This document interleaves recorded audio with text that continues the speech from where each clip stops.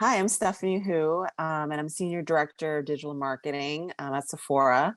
I lead paid media, retention marketing, which is email, mobile messaging, as well as a couple other things such as CRM and omni-channel and partnerships.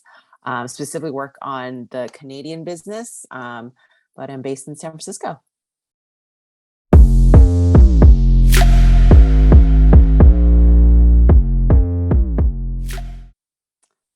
Yeah, well, it goes way back to my mom. She was an engineer, and very early on, she was the one that taught me math.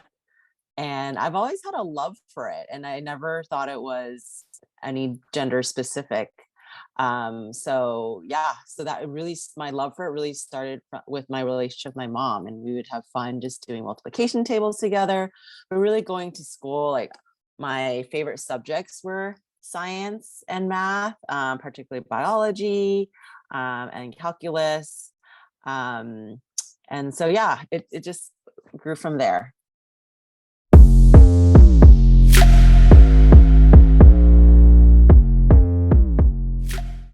At the heart of it starts with family, and then looking to my teachers. Had a really fantastic biology teacher, Miss Wick, and just the way she brought so much fun to the classroom. And for me in biology, it's just so relatable.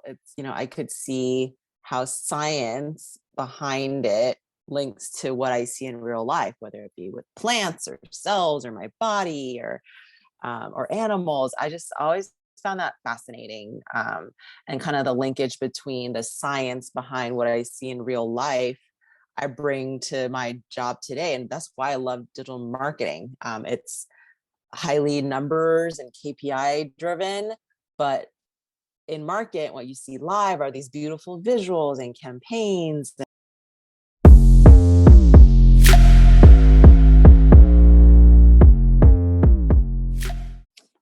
Um, and I really never thought of it tied to stereotypes growing up. I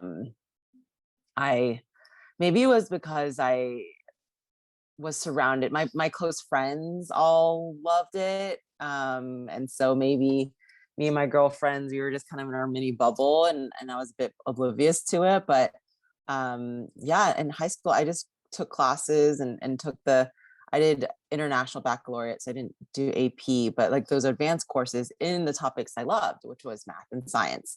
And so because my friends were also in the same classes, we could do homework together, could talk about it together. It just was really enjoyable.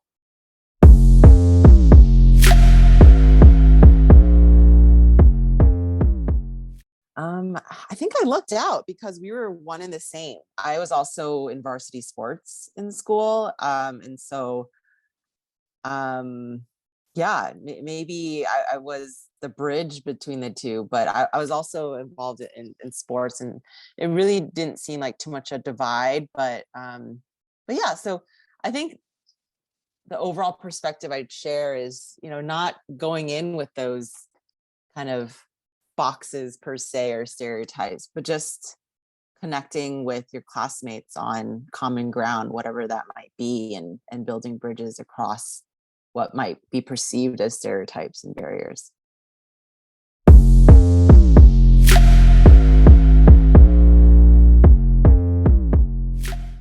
No, I mean, I never felt that way.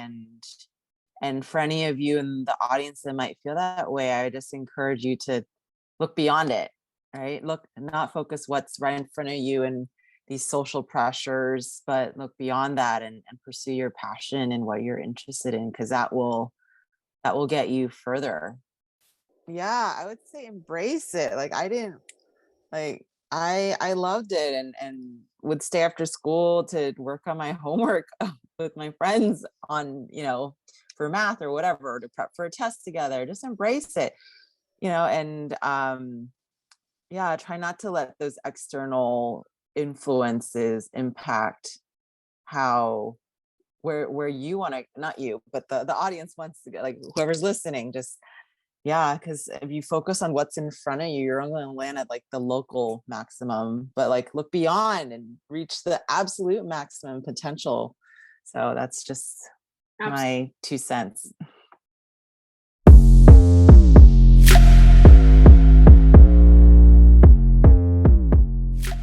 Yeah, I majored in management science.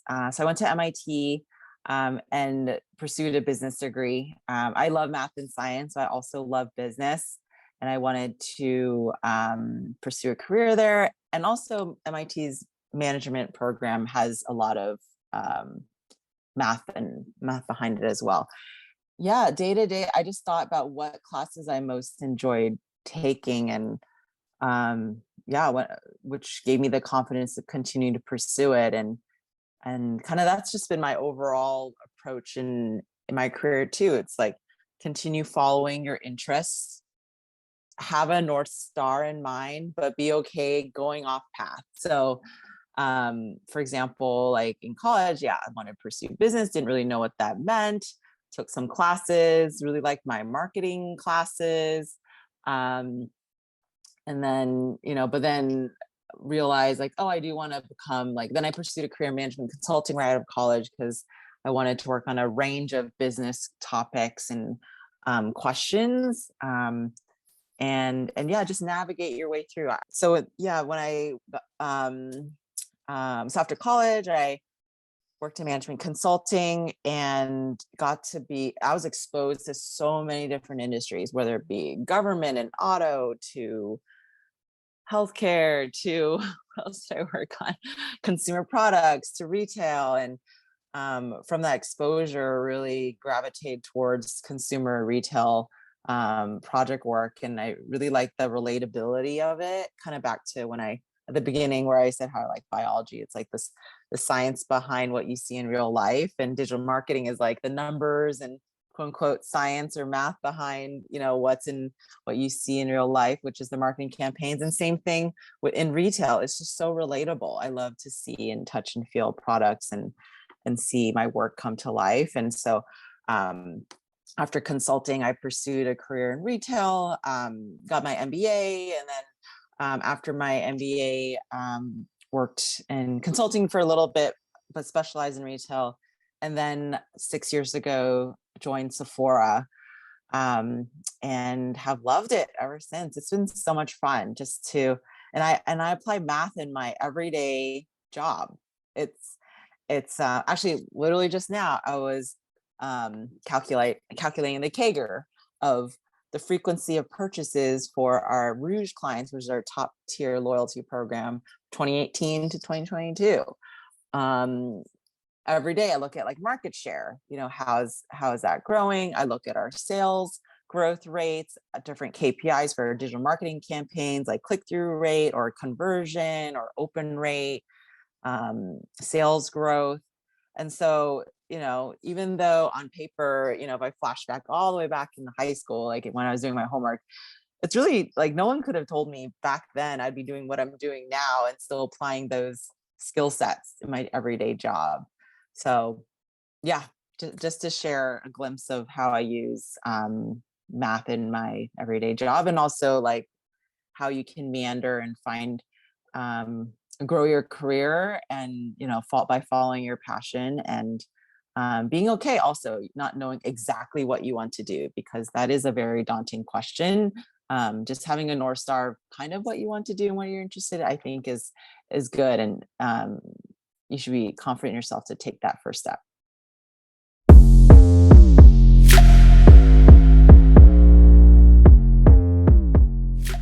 Currently today, I actually work with 80% women, which I'm lucky to be surrounded by so many smart women. But to answer your question, when I was working in management consulting, it was the opposite, especially in the leadership ranks, much more heavily dominated in management consulting. And, you know, for what you just said, I think all those things are more like self-imposed in hindsight.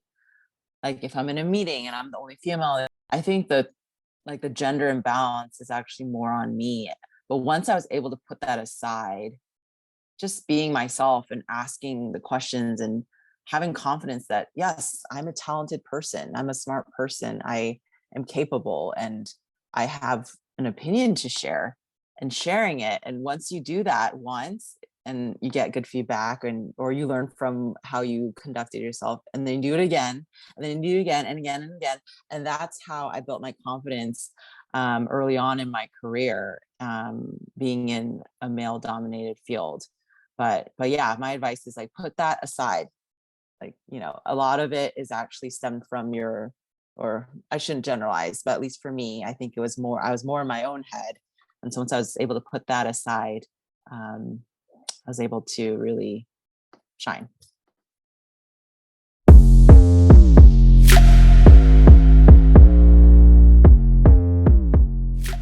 Yes, I love that question. And that is exactly why I love the field that I'm in, which is digital marketing, because that exactly that. And in retail too, just art combined with science. I'll share a very tangible example to bring it to life. And so, for example, we launched lots of marketing campaigns from Sephora, but we always, so hindsight, or we, look back like, oh, how did they do? So, for example, we launched a value skincare campaign. And not only do we look at the KPIs of how it did in terms of like click-through rate, conversion, sales from that campaign, but also looking at the creative of the campaign. So the asset, the visual itself. So like what it looks like on Facebook ads, what it looks like um, on Google search or display ads, on different publications, website, in our email, in our push notifications from our app, and banners on our web page. And so looking at the asset is purely creative, and that's the art behind it. We learned that images that are more model heavy, no matter how famous the model, like J Law, a famous face, just doesn't perform as well versus like a product centric image, which means like having popular skincare products in the image itself perform better than having a model in the picture itself. And so that's a creative learning. And so we partner with our production team and creative team to share that feedback. It's like, hey, we're seeing in our emails and on our site images that have a model on them tend to underperform versus those that are product centric. And then we show them the numbers and the data, and we work together very closely to enhance our campaigns over time, and develop and strengthen our best practices. And so that's just an example of how art and science come together to drive a better outcome, and in my day-to-day work.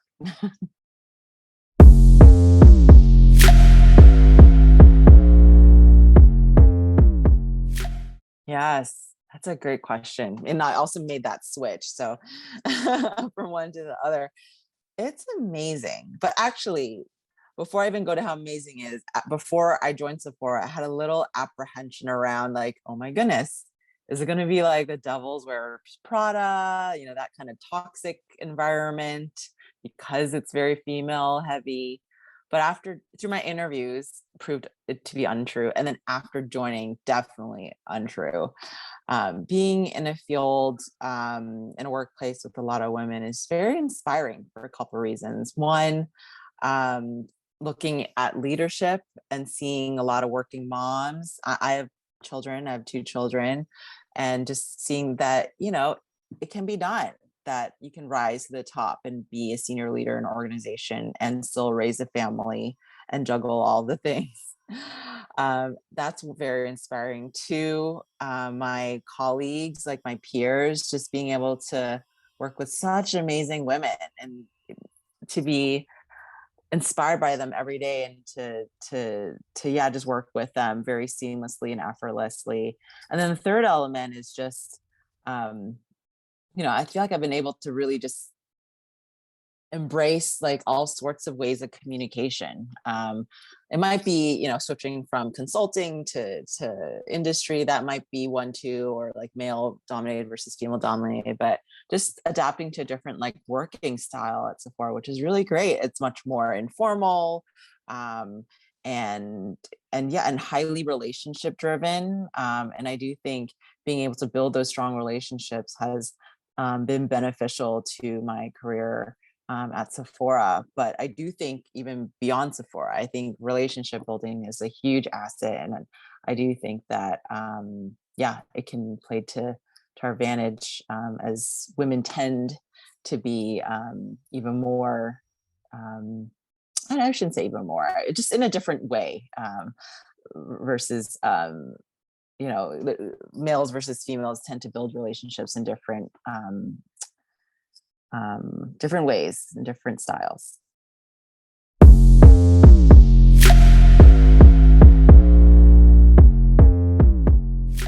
Yeah. Yeah, one of my old bosses is one of my role models. She recently left, well, I guess now 2 years ago. She left Sephora 2 years ago. But yeah, she has been a role model of mine for several reasons. One, I think she's very sharp. I think she's very smart. I think she conducts herself very well in a room of senior leaders, male, female, regardless.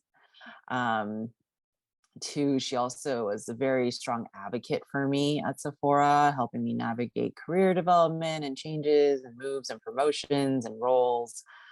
Um, and yeah, yeah, she actually last week I just caught up with her to seek some additional career advice. So yeah, I do think role models are important in your life, and they can come in different shapes and forms. And there can be role models in that, like, oh, I really admire Michelle Obama, or someone that you don't know, and that's kind of like a role model. And then like, what can I learn from her life experiences that I can apply to mine? Then there's those that are what I just mentioned as like your boss, or someone more formally like tied to you in a structural way, that become a role model because you've developed that relationship with them. But then the third type too is just seeking out women that in or out of the workplace, that you admire, want to learn from, and want to build a connection. There is, so for example, so eventually I want to be a GM of a business. And so I shared that with my manager and asked her like who at work I could be paired up as a mentor-mentee relationship. And she suggested a couple people. And I was like, oh yes, actually, this one person, I really admire her. I would love to get to know her better. And so, so kind of this third element, I encourage you and anyone in the audience, like be proactive in seeking out those role models, but also, have it naturally grow as well too. So once you meet the person or have a relationship, just take a step by step and yeah, and build that relationship. And you never know where it can end, or lead to, but you'll likely learn something about yourself along the way and build a great connection, and learn all sorts of advice down the road. Yeah, it's been really, really great speaking to you, Stephanie, and hearing your story going from MIT to consulting, which is a male dominated field, and now to Sephora, a brand that's working to give women, just in general, to be more empowered with their different beauty lines. I think it's really beautiful hearing your experiences and your stories. A lot of what you said aligns with the goals of Mission MathMinds very clearly. Female role models and the mentor-mentee relationship is something that we really encourage among our girls. So it's been really great speaking with you. Thank you for being here. Thank you for having me. And this is such a amazing mission. And yeah, I look forward to following the success of this organization and all that have been involved in the community. This is so great. Thanks for having me.